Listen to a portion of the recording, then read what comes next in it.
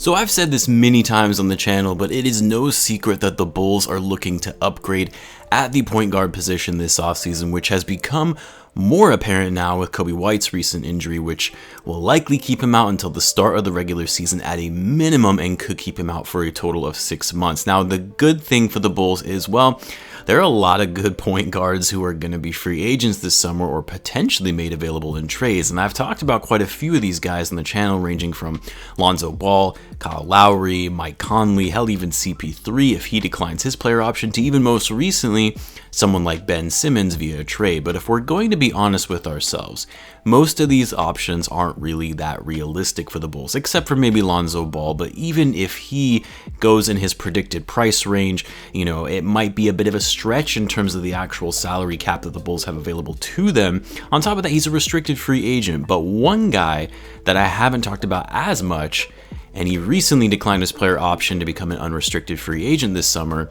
and that's Spencer Dinwiddie, and that's who I want to talk about in this video. So what's going on, everyone? You are listening to Bull Central here. Hope you're all doing well. So a lot of you guys have been asking me recently about Spencer Dinwiddie and how he fits the Bulls roster, and those questions were coming in even before he declined his player option. But now that he has in fact declined it, which I think most people kind of expected would be the case anyway, the questions have started coming in even more, and more often than not, I've seen most comments from fans saying that we should definitely pursue Dinwiddie because he fits what the team is looking for. And while yes, I agree he does fit a need in that he's a solid point guard and he's at the age of 28, he fits the Bulls timeline, there are also a lot of things to consider here though. Now, all of the point guards that I mentioned at the beginning of the video, Dinwiddie is probably last if you ranked them all together based on their pure talent and what they bring to the team. That's not to say that Dinwiddie is a bad player. He's actually a great player, but I wouldn't put him ahead of guys like Chris Paul, Kyle Lowry, Mike Conley, Ben Simmons, or even Lonzo Ball. That being said, Dinwiddie, you could definitely snag him in free agency for much less than any of these players that I just listed. This past offseason, Dinwiddie made $11.4 million and was set to make $12.3 million for the final year of his deal, which of course he just recently declined. Now, usually when a player declines their player option, it generally means they feel that they can get more or a long-term deal on the open market rather than the guaranteed amount that they're owed for just one season. Now, in Dinwiddie's case, I think that's part of the reason he declined his player option, but I also think it's likely he opted out because he simply just doesn't fit the Nets roster anymore with the whole revamping of that team compared to what he was at in his breakout season last year. Now, the downside for a team looking to give Dinwiddie a long-term contract is, well, he's coming off an ACL injury that, he just missed a significant amount of time for on the court. It has been reported that he has recovered nicely and has been cleared for all basketball activities according to his doctor. This was reported by Shams Charania on Tuesday.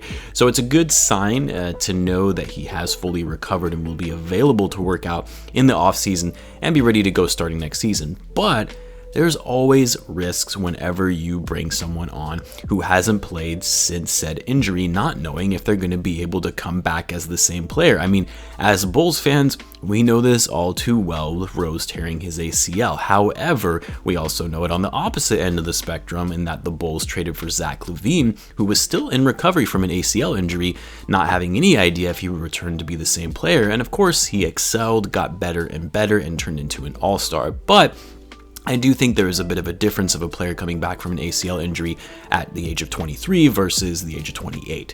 So that's one thing to consider. The other is, yes, you can likely get him for considerably less than you would otherwise for the other big name free agents that I mentioned, but he's still going to command a decent payday. The fact that he declined a $12.4 million player option likely means he's going to be looking for more money, probably somewhere in the $14 to $15 million range, or he may be preferring a longer term deal that is more lucrative over time. So he's not going to be that cheap, but yes, cheaper than guys like Chris Paul, Kyle Lowry, or even Lonzo Ball.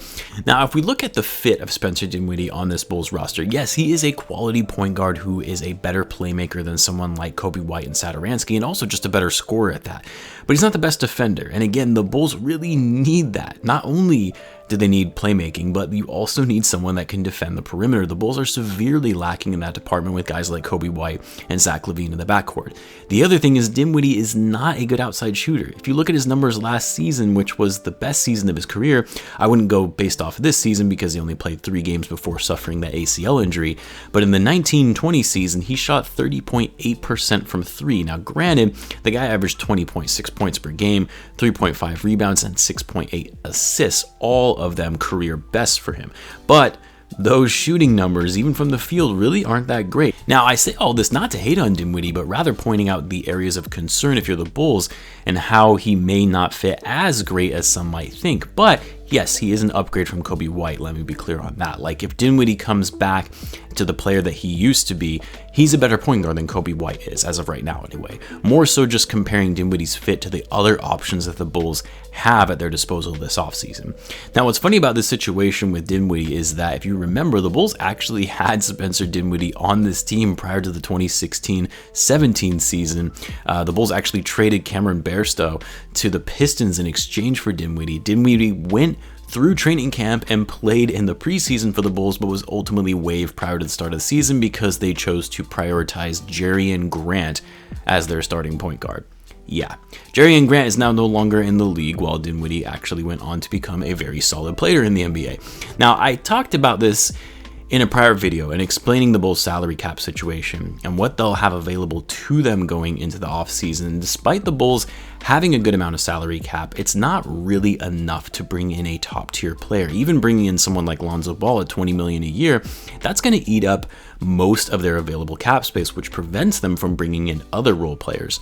And this even assumes that they don't bring Markkanen back in order to free up that space for Lonzo. So the benefit here with Spencer Dinwiddie is he is, likely at his level of play, you're going to allow yourself to have a bit more cap space to bring in other free agents or rotational pieces to round out the roster. But if the Bulls can somehow do a sign-and trade for Lonzo Ball, that would involve sending Markkanen to the Pelicans, and likely another piece because a straight Markkanen for Ball trade isn't going to work for the Pelicans. But if you were to do a sign-and trade, meaning we would have secured Lonzo via a trade, this would give the Bulls a trade exception to allow his salary to go over the salary cap and into the luxury tax, rather than signing him as an outright free agent, which wouldn't be able to be used towards the luxury tax. Now, the same would also apply if we were to, say, make a trade for someone like Ben Simmons, which I already made a video about earlier this week, so I won't go into the details on why Simmons actually makes a lot of sense for the Bulls.